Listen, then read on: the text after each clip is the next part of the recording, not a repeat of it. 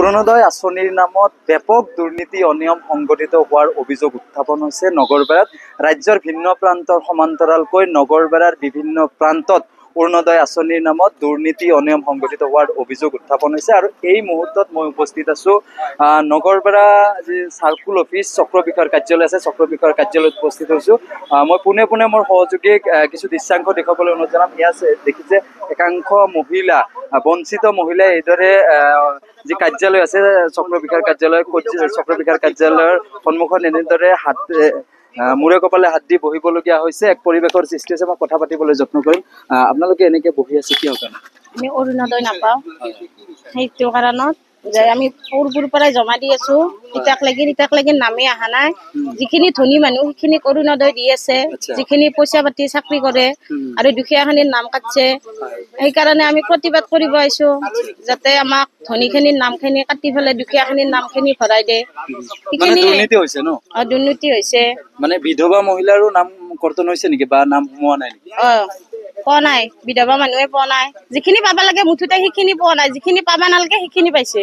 হয়, খুব গুৰুত্বপূৰ্ণ অভিযোগ উত্থাপন কৰিছে যে যিখিনি মানুহ, যিখিনি বেনিফিচিয়াৰীয়ে আচলতে প্ৰকৃতাৰ্থত পাব লাগে তেওঁলোকে পোৱা নাই। অযোগ্য প্ৰাৰ্থীৰ নামহে, অযোগ্য হিতাধিকাৰীসকলৰ নামহে এই যিখন তালিকা প্ৰস্তুত কৰে, এই তালিকাত সন্নিৱিষ্ট হোৱাৰ গুৰুতৰ অভিযোগ উত্থাপন হৈছে। আৰু লোক আছে, মই কথা পাতিবলৈ যত্ন কৰিম। আচলতে আপোনালোকৰ বিধৱা মহিলাৰ নামো কৰ্তন হৈছে নেকি বা বঞ্চিত হৈছে নেকি? মই বিধৱা, আচ্ছা, বিধৱা মানুহ মোক দিছিল 830 টকা পৰা পঠাবৰ পৰা পাইছো। এই অলপৰ পৰা মই পোৱা নাই। এই কাটি দিছে নামটো ইবাৰতে চাওঁ যে এতিয়াতো নাই। সেইকেইটা পইচা লৈয়ে আমি খাই আছিলো, চলি ফিৰি আছিলো। মোৰ মতা নাই, মই বিধৱা মানুহ। আৰু কোন আছে? বিধৱা কোন আছে? মোৰ ল'ৰা ছোৱালী সৰু আছে। আপোনালোকৰ অধিকাংশই বিধৱা ন? বিধৱা। ইয়াৰ আগত পাইছিল নে নাই আপোনালোকে? মই পাইছো, এপ্ৰিলত লোকে সোমাই আছে মোৰ পইচাটো। এই মে মাহত সোমোৱা নাই। মোৰ ল'ৰা ছোৱালী সৰু আছে। অৰুণোদয় খিনি লৈ মই বহুত কিছু কাম চাম কৰি খাই থাকো। এতিয়া মোৰ অৰুণোদয়টো নহলে মই কেনেকে চলিম? তাৰ গতিকে মই তাৰমানে আহিছো আজি।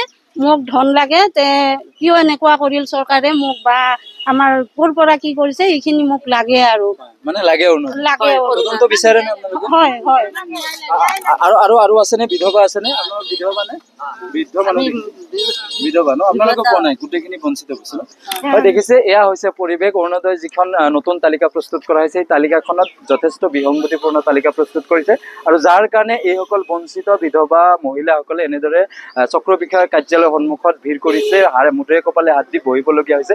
এওঁলোকে বিচাৰিছে যে যিখন তালিকা প্ৰস্তুত কৰা হৈছে, এই তালিকাত যিসমূহ যোগ্য প্ৰাৰ্থী আছে, যোগ্য প্ৰাৰ্থীৰ নাম সন্নিৱিষ্ট কৰিব লাগে। মই পুনৰবাৰ পৰিৱেশ দেখুৱাবলৈ এয়া দেখিছে প্ৰতিবাদ সাব্যস্ত কৰিছে এইসকল লোকে।